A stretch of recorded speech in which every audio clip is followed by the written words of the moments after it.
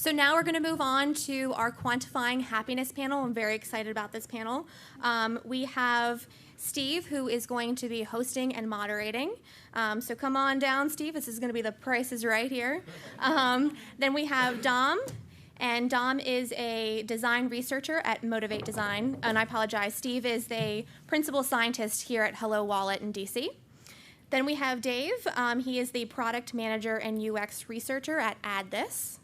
And we also have Hilding, and Hilding is the director of research and insights here at Sapient. And finally, we have Dustin, and he is the senior vice president of MadPow. Did I say that correctly? Okay. And he is the behavior change design main person at MadPow. So thank you all for coming, and we're going to kick it off with Steve. Wonderful. All right, seats. Great. Actually, right there. Hey, everybody. When we build products, when we market them to our users, to our consumers, to our clients, we often think squarely about the value proposition. Are we serving a need? Are we delivering what people are looking for? And we think that if we build the greatest product in the world that solves that need, people will love it, they will tell their friends about it, and our products will be successful in the market. But increasingly, we're looking beyond just that simple value proposition, and we're looking at something a bit more fundamental. What's the experience? What do people remember about interacting with you? Are they happy with how you've made them feel? Are they happy with that interaction? And so these more fundamental questions are much more about differentiation, about more than, okay, yes, you solve a need, which often for most of our products, for most of the work we do, there are many other competitors who could do that. And we do something special. We make people remember us, and we give them emotion, we give them happiness. And Intuit has this, for example, they talk about designing for delight, for giving something that's so memorable. Dan Schaefer talks about the micro interactions, the tiny parts of an application's interface and one's experience with it that make or break your understanding of that whole experience, the seemingly trivial details of, is it easy to click the button? Does it give you a nice memory? Oh, that was a nice sound, whatever it might be. And so, in fact, as you guys may know, the theme for WorldIA Day this year is all about happiness, architecting happiness.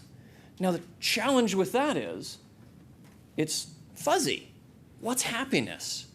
We each have our own definitions. We each have our own meaning of what that is. And so, especially when we work in teams in our companies or we compare with others in the field, it feels like a moving target or perhaps no target at all. And so in this panel, we want to fix that.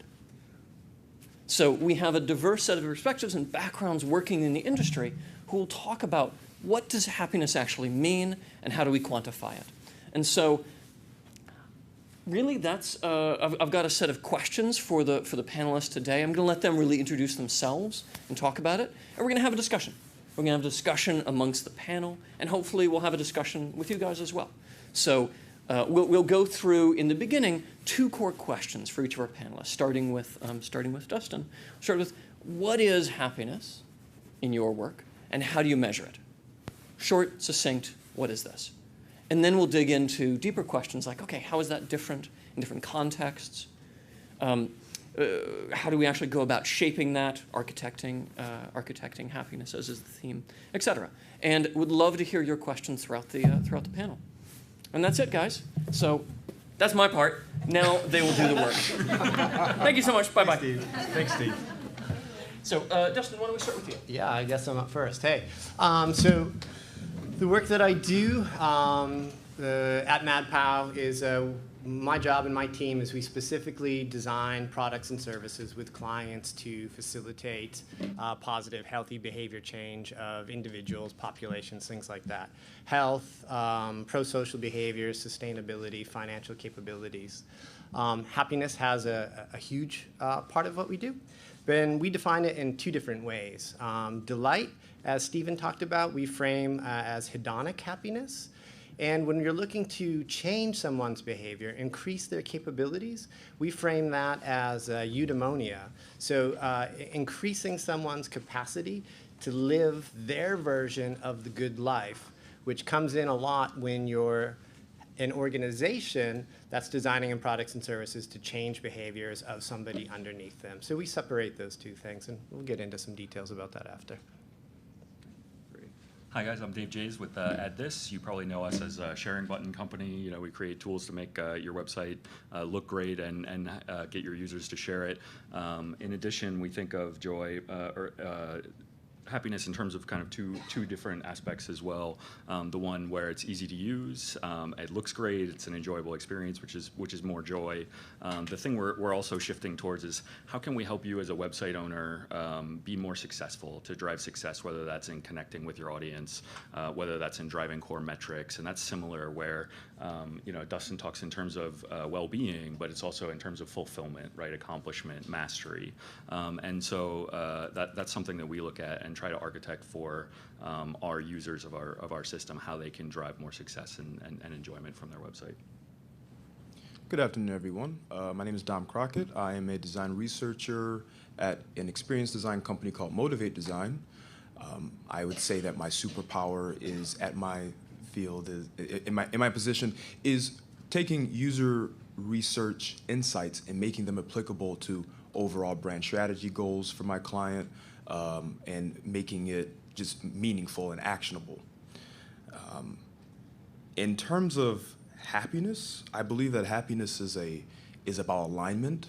It's about a personal set, extremely personal set of criteria that somebody has, and whether or not that's met by the product or service or thing that they're being used. Great, thanks, Tom. My name's Hilding Anderson. I'm a Director of Research and Insights with Sapient Nitro. Been with the company most of my career, almost 17 years. And you know, when we think about happiness, we really think about it from the perspective of experience and delivering a quality experience. Most of our clients tend to be a little bit larger, tend to think about, you know, omni-channel and kind of cross-channel experiences, and how do you connect those experiences in a way that will impress and ultimately delight your customers. You know, a lot of advertising agencies and others have focused on kind of this push model of communication and sort of telling your story, but we believe that there's an opportunity to think a different view, basically, and to try to develop something that is about the right experience, about pulling people in who want to engage with your product, with your experience, and that you can also measure the delight and the happiness that comes out of that. So we've already seen quite a range of, all right, we have fulfillment, we have mastery, we have the experience. I'd love to dig into a particular example. So what does it mean when your users are happy? So we have the client context using software, we have the end users who are experiencing it in a very different way, different contexts of this interaction. So maybe we can dig in and give some examples for everyone. I'm sorry, I was thinking you first, but I would love to see like the contrast between Add This and Sapient. I'm going to jump in there. I got to be a little faster. So Lean forward a little bit, though. The question was around mastery and how we measure that experience and that happiness, right? So if you look at happiness, you have some sort of a long-term fulfillment goal, and then you have accomplishments along the way, right? And that's one of the greatest parts is when you find out about these accomplishments and you use those to drive either further action or further development. And so we measure that in terms of, you know, overall satisfaction with our software. We use Net Promoter Score and just, you know, how happy, how likely are you to recommend our software. In terms of longer-term engagement, what we do is we look at, do you continue to use the tool? We want to be kind of a central part of your daily workflow. So, you know, some indirect measures there. Do you continue to log in? How many of our tools are you using? And then when we start to send alerts, hey, you know, you had a great day. Tons of people shared your content. That's awesome. You know, how likely are you to click through on that? And we've seen some really great results on those types of alerts where you give somebody good news. You know, they tend to click through on emails, you know, up to 10 times more than a regular marketing email. And so that's really great feedback to see and one of our core measures. Do you want to give, or Dom, do you want to give an example? Sure. When it comes to evaluating happiness with my client, my user, my boss. For me, it is about the examining and the establishing of criteria for that happiness. I think it's very paramount to have a conversation with whomever the other party is, to really figure out what does that criteria of happiness look like for that individual person or individual people, and making sure that I'm doing everything or I'm designing everything that meets up to that criteria in a way that makes them happy, that checks all the boxes that we have established. Now, delight comes when you go above and beyond that. When someone's delighted with your progress or your work, that's when you have exceeded their expectations. But being happy with something, being content, being able to use it and keep using it, I think is a result of establishing a criteria, knowing yourself well enough and that person well enough to figuring out if that criteria is in scope and delivering. So Dom, let's push a little further. So what are those boxes? What are those criteria? Give us a concrete example. What does that mean? Depending on what the platform is, if it's a website, is it legible? Is it accessible via all the different platforms that I want to use? Is it going to inspire the customer to keep going forward in a journey with my company or with my service? All of those things are things that have to be checked. Those boxes have to be checked in order for someone who's using these things, in order for them to be happy with whatever they're using. Yeah, not just building on that. I mean, I think that's great, and that's exactly right. And I think one of the things that we've really struggled with is once you move past the kind of the tactical metrics of web performance or even of a given channel performance, how do you start to think holistically? And so we actually did some research, some proprietary research on this, where we went out and tried to think of what is the right model for connecting. And what we came up with, and it's not perfect, I don't think, and something we're still working on, but it came up, there are kind of three quadrants. There's this idea of the core brand and marketing, sort of traditional ROI of using some of the web channels. But there's a return kind of on media and channels. So if you do a media buy, you can measure that and optimize it. And there's a lot of change that's happening there. And then there's something I think that's new, and that's this concept of experience optimization. And we, borrowing from architecture, we kind of explore this idea of 5 experience dimensions, which try to get into. I'm not going to go through them all now, but try to get into this idea of how do you quantify or measure something that's fundamentally very, very difficult to measure. And those dimensions, the sense, kind of what is the emotional connection with a product, control, how much control can you get with that experience? Is it a good fit? So the fit is the third one. Continuity and access are 2 others. And I think, ultimately, it's a very challenging question. I think, right? Is how do you take, once you we all get these tactical metrics, but once you move past that, how do we really know what the user is doing? And I know you're, an ethnographer and spend a lot of time talking to users and exploring that. And so it's, it's a real challenge.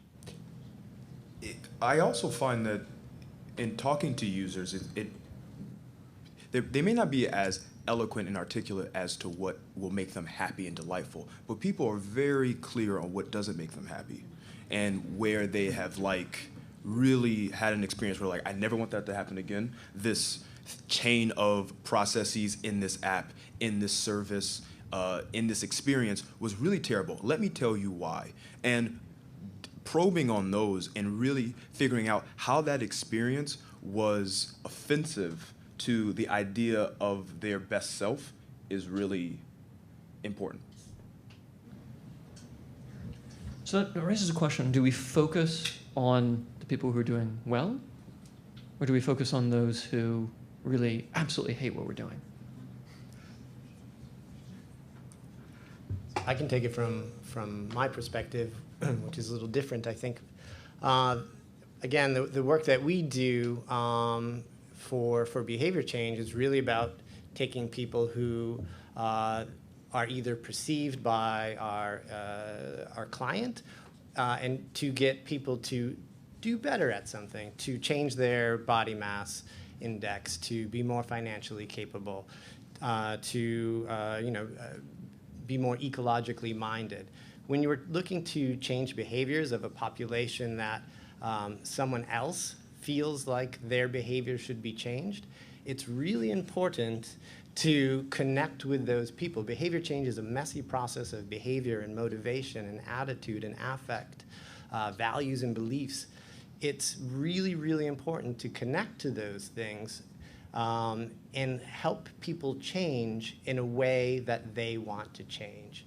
Setting up the goals that they want to set up, agreeing on those metrics with the client, giving people targets to strive for, but putting that power and that control, much like in other product design, into the hands of the users to ensure that it meets metrics of the client looking to change these behaviors. From a measurement standpoint, we do things a little bit differently too. We go straight to vetted psychological scales, for example. If we're working on an intervention for depression or anxiety, we use things like PSQ-9 or DAS, these psychology scales. And as part of the process in building and in testing, we want to set up to get baseline data, so have people do experience sampling to get data, and then test those numbers, other techniques as well, but test those scales at the beginning, during the interventions, post-interventions, and different kinds of follow-ups. But focusing on those that are not doing so well, but doing it in a way that doesn't target them as necessarily people who are doing something wrong or not doing something well. I just think in this day and age, it's so hard to force someone to come to you. I mean, if you're in that situation, I mean, it's something you've already lost to some extent. And I think a lot of what we're, our clients, many of them have, many traditional advertising customers come to it from that perspective. Like, look, okay, we need more people. We just need to throw more, we need a bigger billboard, right? It's a problem. We're not going to get enough customers. And I think that has fundamentally changed. And that we do a lot of conversations now about ecosystems and how do you, think about, kind of cross-channel. How do you make people want to come to you? And that's, I think what you describe is a big part. One other thing that comes to mind here, we did some work, actually a company we acquired did some work with the Blair Witch Project, and they looked at the intensity of fandom around that online, and they've been involved with a number of different projects. And what they found is that when they looked at it, there were really a couple different types of people who want to engage, who really who, in terms of social engagement, who want to be part and participate in these types of experience. There's this kind of dipper that just kind of dips their toe and then leaves. There's a skimmer, someone who gets in a little bit more, and then there's a diver who's like all in, right? And we all know like certain brands attract that type of all in. And the question is, how do you think about and build enough engagement, build enough happiness where you can drive behavior across those groups in what kind of whatever way that you want to make sense. But it's not forcing that behavior. It's trying to enable and build the right tools to put a smile on someone's face, to let them engage with it. To I think of Disney. We visited Disneyland as part of one of our studies, and on one hand, incredibly controlling experience. And I'll hand it off to you guys, but incredibly controlling experience, right? You go in, there's you kind of lockstep, you get in line. I mean, they're doing a lot of great stuff, a lot of digital stuff, but it's also just a really rich experience as well. And you get this group of people who are so passionate about the brand that even though it's controlling in this day and age, they're able to look past that and they're able to just revel in it. And some of those people are kids, but not all. And so I think as you think about happiness, there are many different ways that brands can start to engage and drive and build the right experiences with happiness. But fundamentally, you've got to be smart about who you're targeting, how are you doing it, how are you measuring it, and there are a lot of different models for that. Those are some really great points around driving fandom, because if you're just measuring and just testing with people who are dissatisfied with your product, all you're going to end up with is a relatively satisfactory product, right? However, if and that's a good baseline. That's always something you want to do. But if you overall want to increase passion with your users around your brand, then ultimately you're going to want to find those people that are the most passionate about them. And to Dustin's point, you also want to figure out how you fit into their life, right? So is it just about providing a good experience? I had a great checkout process at the store or something like that, and that was good. Or how do you help those people actualize their life, right? How do they identify with you, either as a luxury or as an essential, as part of becoming a better financial or health decision maker? Some of the previous comments raised a really interesting question, which is on this. how do you affect happiness? And especially when sometimes it's clear that that's the goal, that people come to MadPow, they come to some of the behavior change applications you guys develop, and they expect to exercise more. They expect to do whatever. But in other contexts, it is built into the user interface, and you want people to be happy with it. But you're not explicitly saying, hey, we are constantly trying to make you happy while using our product. So how do you address, so first of all, how do you address the making improvements? And then maybe as a follow-up, I'd love to talk a little bit about how do you handle the transparency there of really what you're doing? I think that the points that all my panelists, my panel members have brought up is about, I heard a lot about like, trajectory and ecosystems of happiness, and I think it's to the point of what we are trying to do is transcend this feeling of happiness into a trajectory of happiness, right? So you don't just want this singular feeling of, oh, I'm happy, and then I never feel happy again. That's not very enjoyable. But if we understand the factors that can cause people to be happy, if we're transparent about wanting to know more about our users in order to build that trajectory of happiness, I think that would yield more sustainable results. So what are the tools? What do you actually do differently to make your users happy?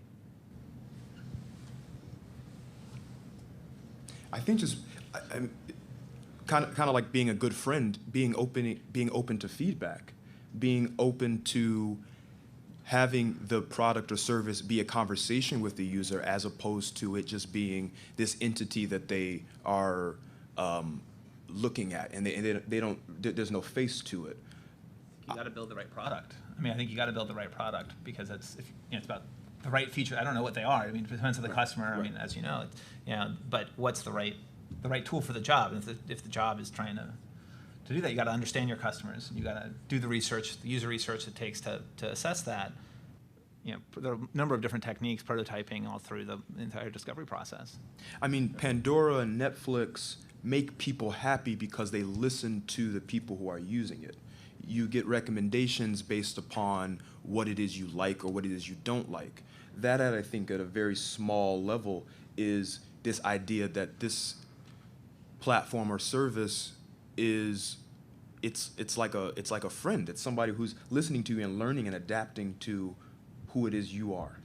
That's a great point, and that's a good example of the control, right? Where you have feedback and you can continue to shape that experience. Anytime you're looking at like a long-term trajectory as well, all of these things, like if you're talking about like career mastery, or if you're talking about losing weight, these are kind of long roads, right? And they're easy ones to fall off of. And so one of the things that's really important to establish is action loops. So feedback and action loops. Here's how you've done. Here's how you've progressed. Here's maybe some feedback that could help you. And then here's the next step that you can take, right? And there's no better time to ask somebody to do something than when you've just told them some great news, right? Here's great news. You're doing great today. Now try this and you'll do even better, right?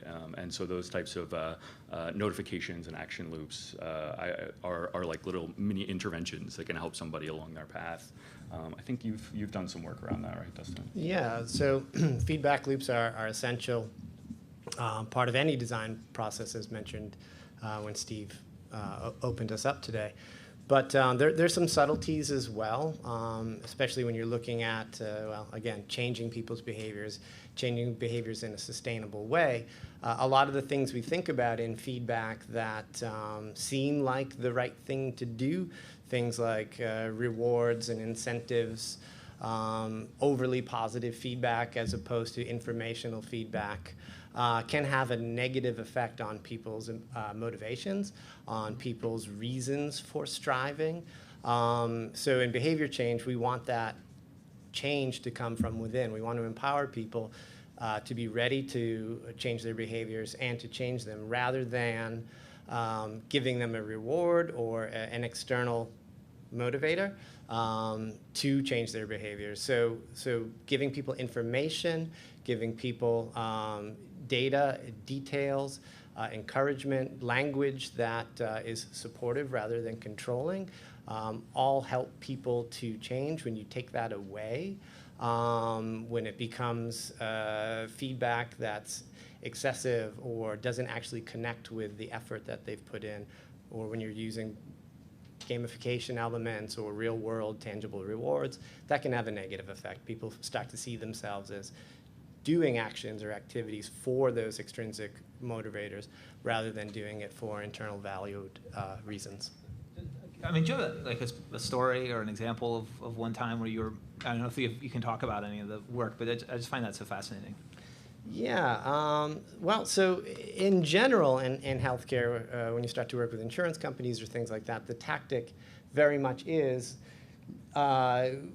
we want you to do this thing, right? We want you to manage your diabetes, for example, because your costs will be lower for us. So to get you to take those first steps, we are going to give you a kickback on your rates, right? Because you've because you've taken a health risk assessment or something like that.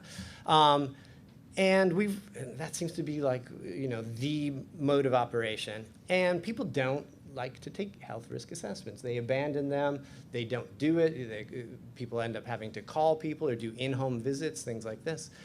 So we've worked with clients, I can't say who, but we were able to convince them to remove those incentives, but design value into the risk assessment itself, right? Risk assessments now, they have no value for the person taking it. It gives data back to the company that's collecting that data, but there's nothing there for them. So having very long questionnaires, right? There's 40, 50 questions.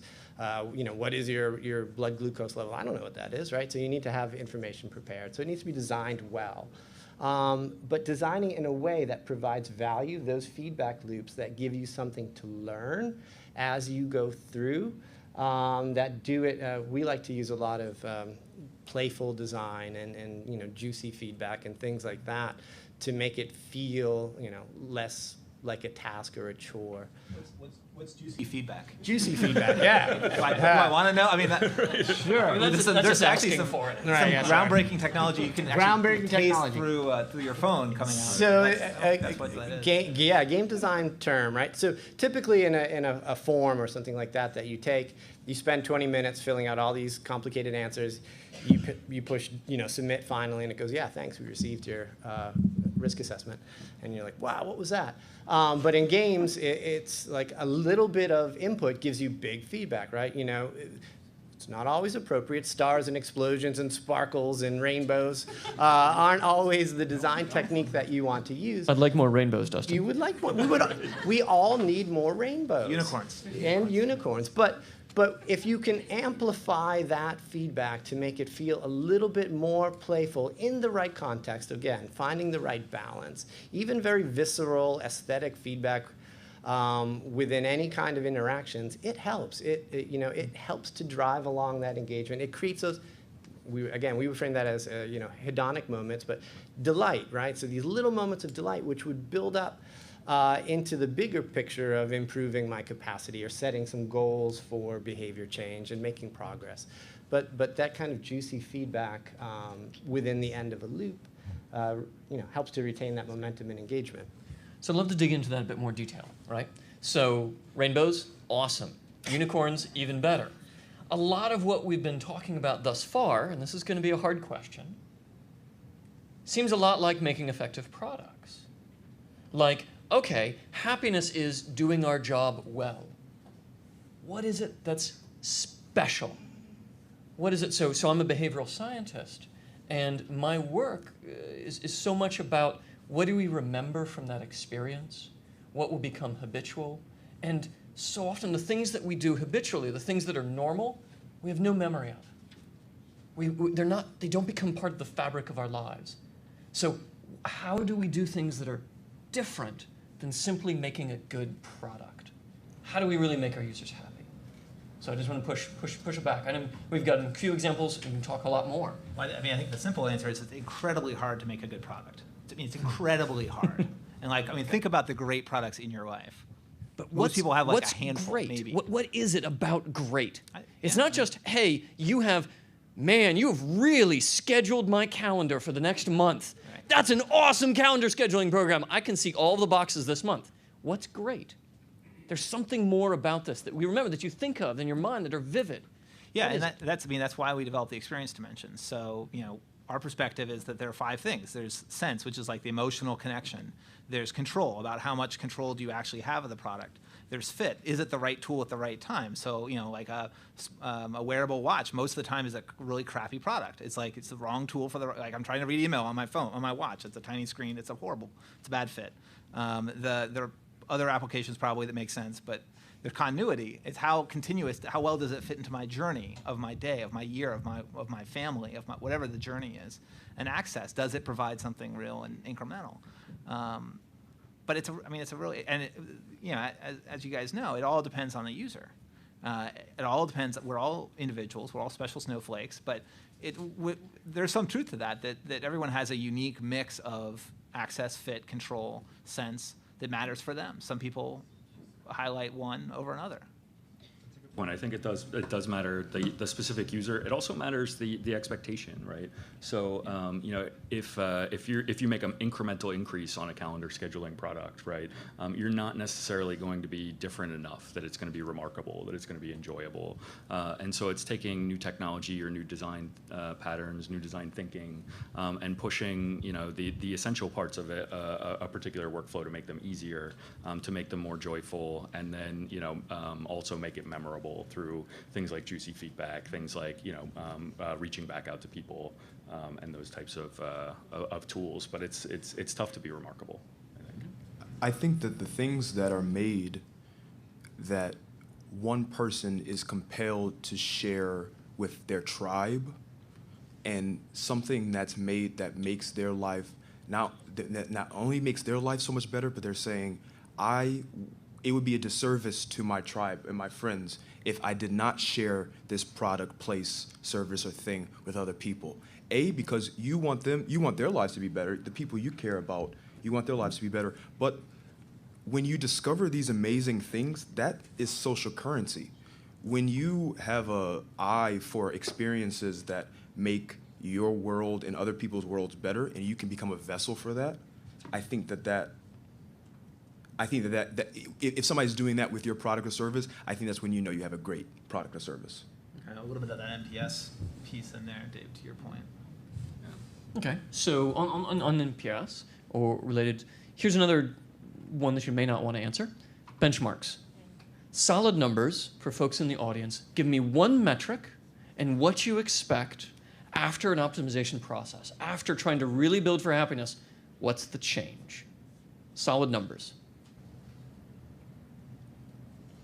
You mean the amount? Yep, of the change? amount. Give me a baseline, give me an amount. What do you expect to change? If you're doing this really well, it doesn't have to be the baseline, actually, just what's the change? Yeah, I can tell you a kind of a high-level story. So Sure. Most of our clients are big. And anyway, so Nike, 2007, made a major strategic shift. Over the next 5 years, they cut their traditional advertising budget by about 30% from 2007 to 2012, 2013. Over that period, their stock value doubled, was up 200%, and their revenue increased 30%. And what they did is they shifted their investments away from these kind of traditional push advertising to building out the Nike Fuel Band and that whole ecosystem, to the point now where that ecosystem, and although they're starting to actually let Apple basically do the product development and they're shifting towards software, but what that let them do is, it used to be they would buy a Super Bowl ad, they'd reach 200 million users or potential customers with a big ad. Now they get 200 million visitors to their site every week. And they were able to make that shift, and they were able to drive those desired results because of that at a very strategic level, at a very macro level, through great products, through delighting their customers. They just released a very special product for marathon runners that use the Nike tracker in their shoe. And they're sending boxes with actual patterns of the most recent marathon that you ran to the people, these people who buy, a new shoe every 2 weeks, every 3 weeks, who Nike knows intimately. Just really great kind of mix of different new products, delighting someone, trying to drive the business. So to draw out that particular metric, visits, are people actually coming back? and a significant increase or a decrease in the amount of time to get the same number of people, right? Reach, yeah. Okay, the reach. Okay. Other concrete metrics that people can benchmark themselves against? Well, we do, in a lot of our, the products that we design, we do, we do controlled tests within a population. So, for example, a workplace wellness program where typical strategies for getting, that your employer puts in place to get you to be a little bit healthier. They typically, again, use things like incentives or like the 100,000 step challenge, and you get a $100 American Express card, or posters or signs or campaigns around the office that says you should be doing something a little bit better. That's a typical thing that companies do. We like to introduce new products into the environment that don't do any of that, and test it with half of the company. So one particular product that we did a pilot with the American Heart Association is a little mobile app to get you up and out of your seat, to be more mindful of sitting disease, right? The new smoking, we all spend too much time sitting. So doing a pilot, half the company gets the email alerts and the posters and the lecture from HR that they should be taking breaks and getting up on the hour. The other one gets a mobile app, which is a mini game that gives you short 2-minute activity breaks. Builds up your progress. You can pass these activities to people on your team or knock other people out of the team. So a little bit of strategy, or knock them out of play. And we saw things like increases of over a 3-month trial, 80% increase in physical activity with the hot seat group versus the control pilot. Higher recommendation satisfaction. Minutes actually spent moving were much higher. And something that we call the spillover effect too, where a 2-minute break leads to a 10-minute break, leads to a 15-minute break. So individual activities, but folks are grabbing people from the control group to go on a 15-minute walk once they've built the habit over some time. So it can move things when you use design in a good way. Nice. I think that's a great example. So a couple of things that we've seen are similar: increase in usage of the product, whether it's number of times they log in. So our more engaged users log in about 150% more than regular users, and use about 60% more of the features of the product as well, which are great metrics that we also constantly measure and test. And in addition, so another story I can share is. Prior to working at Addus, I worked at a financial company, primarily B2B. Started having kind of reputational issues with consumers, and so we used the ACSI, American Consumer Satisfaction Index benchmark, and we knew that in financial services it should be about 72 out of 100 satisfaction with consumers, but we were at about a 64. Very, very dissatisfied, and we're having some public issues because of it.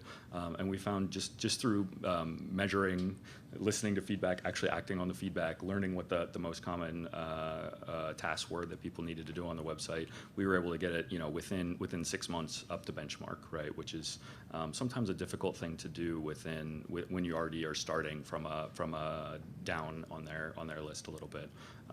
But knowing those benchmarks and being able to benchmark against other companies can help you to alert when there's a problem or an area that you're deficient.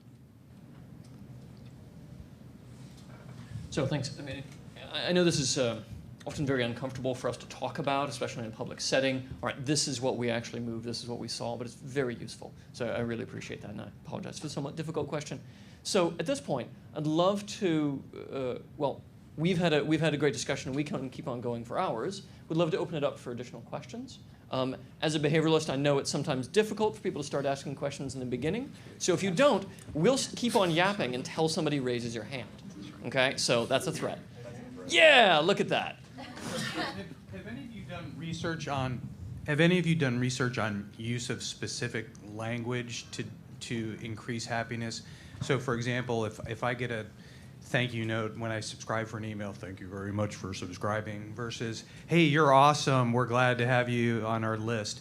Have you done specific research on how much that makes a difference in terms of conversion rates or engagement with customers?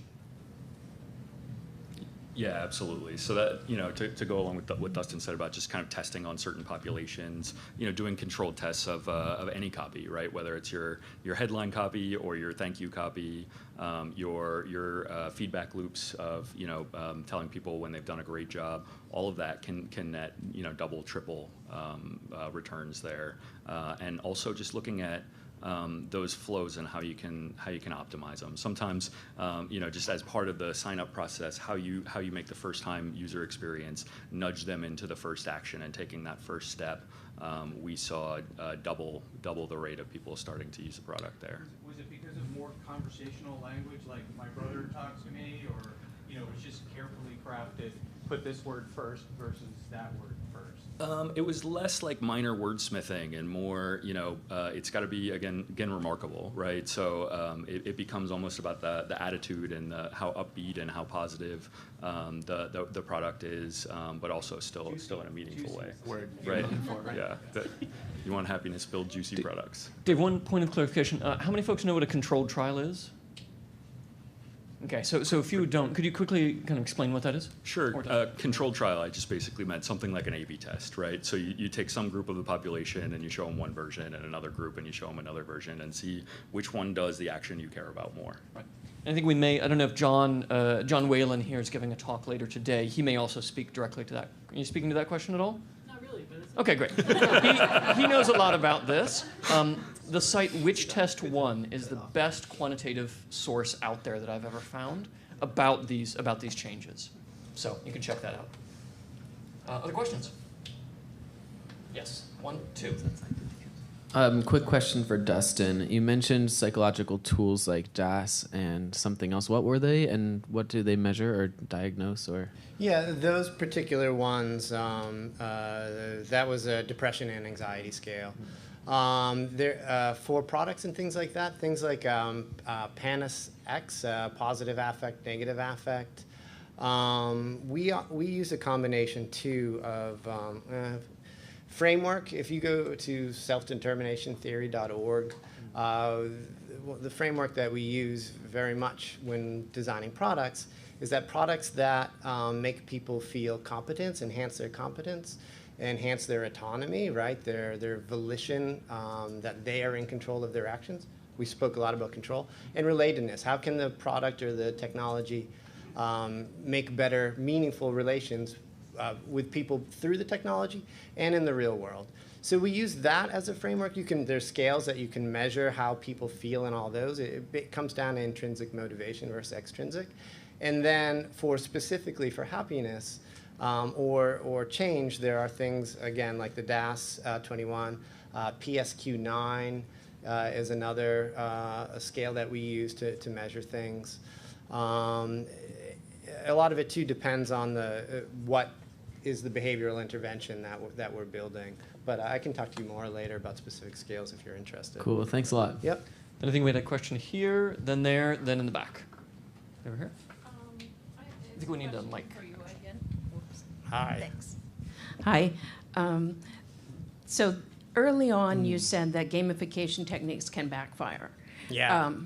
But in what you were just saying about the activity increaser, it sounded like the rewards, if you will, were competition with others and generally alerts and things like that. How are those two things different? I mean, how do you avoid the possible problems with gamification? Wow, yeah. So we like games, not, I could take up all our time. We like games, not gamification, right? So gamification, the typical blueprint, have an activity that you want someone to do with your product or service or system. Give them points so that they will do it. When they complete a certain amount of activities, you give them a badge, throw in some leaderboards for competition that ranks those in a hierarchical manner, and throw in real-world incentives, coupons, prizes, money, anything that they can use. There's a problem with that, right? It is not at all what makes a game interesting or engaging, right? Games are about expressing a sense of play, completing challenges, the right level of challenge, mastery, surprise, novelty, curiosity, fun. Gamification is not fun, right? It's a sort of a Skinner box tool to encourage particular kinds of behaviors. Very short-term, if any, engagement. So we like to build an actual game and operationalize that game to meet whatever goals that we're looking to meet.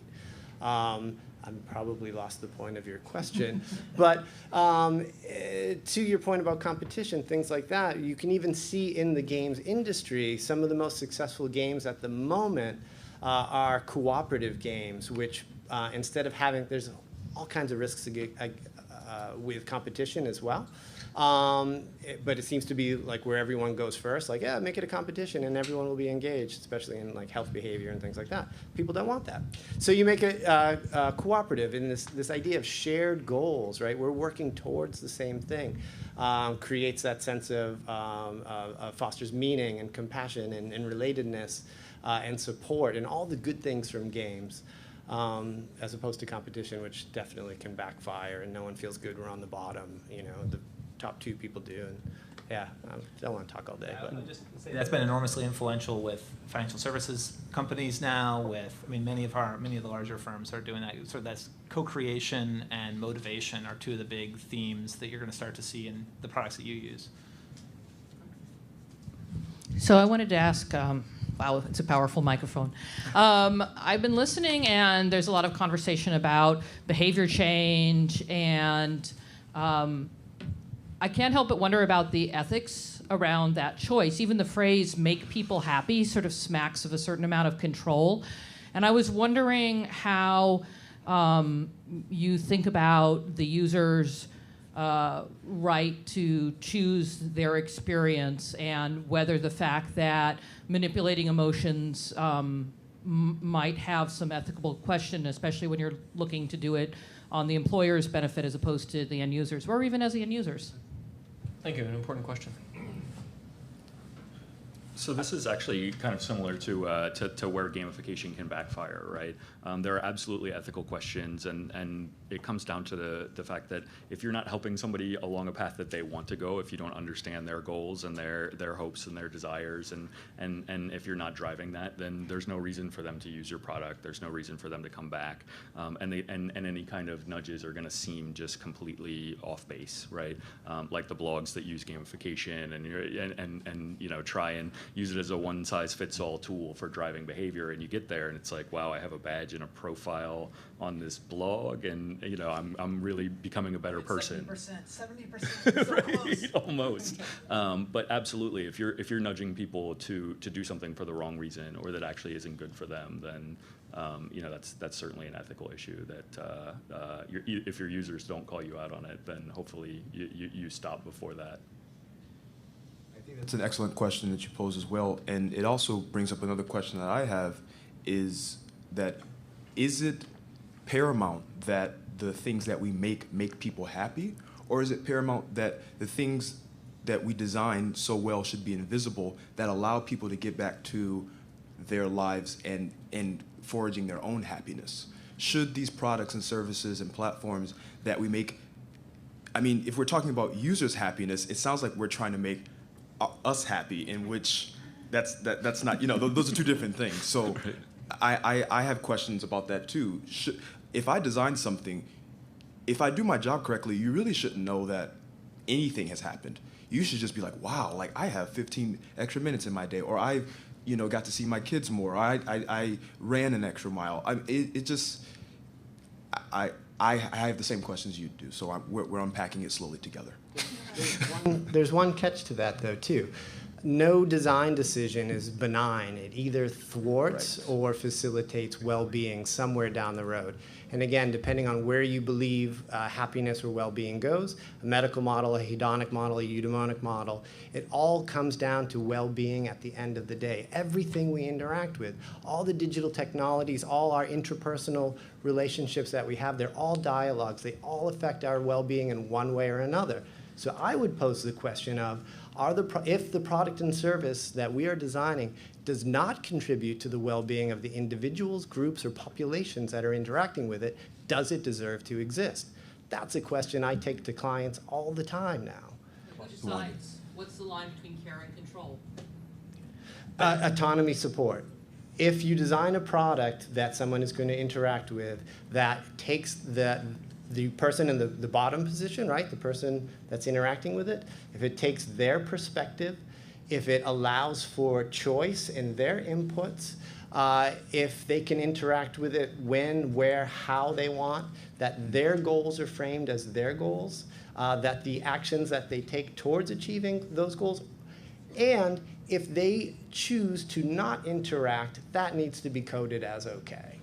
Right? So autonomy support to me is the most important thing across the board. This is something I feel very passionately about, and it's my life as well. And a simple rule that we use in Hello Wallet in our work is, if you were to make it not invisible, I think, Dom, your point is excellent. If you make it not invisible, and you tell people, hey, this is exactly what we've done, will they be upset? Will they believe, okay, yes, you're improving our product, hey, you're improving the product, this is great. Will there be a concern? Will there be even a whiff of, oh, wow, you're manipulating me? You've clearly crossed the line. There is so much good that we can do, which is about helping people, giving them control, letting them do something in their lives that so often there's no reason to cross that line, right? That we don't need to confuse those two issues if we keep that simple rule in mind. Are we helping people? Are we giving them control? And is this something that they would be upset about? It is a fundamental issue in design, has been for hundreds of years in architecture. I mean, the room you're sitting in, the chair you're in, the lights, the structure, the door, everything has been designed. And all of it has implications. It's a great question. So I know we had a variety of other questions, but now is the time to stop. I think this is actually a great point to stop because it gets at some of the profound issues of happiness. Why do we do this? Is it solely for the benefit of our companies to sell more goods, cigarettes and soap and whatever it might be? Is it to enable people to do something different in their lives? Is it so that they actually know nothing about what we've done in our design choices, but they just have more time back in their lives? They have a better experience, and it is transparent to the individual. We don't have answers to these questions, and that's why we have this panel, to raise that diversity of perspective and the diversity of experience that we are, as Dom put it really quite beautifully, that we're unpacking together. And I look forward to that continued conversation with each of you. Thank you.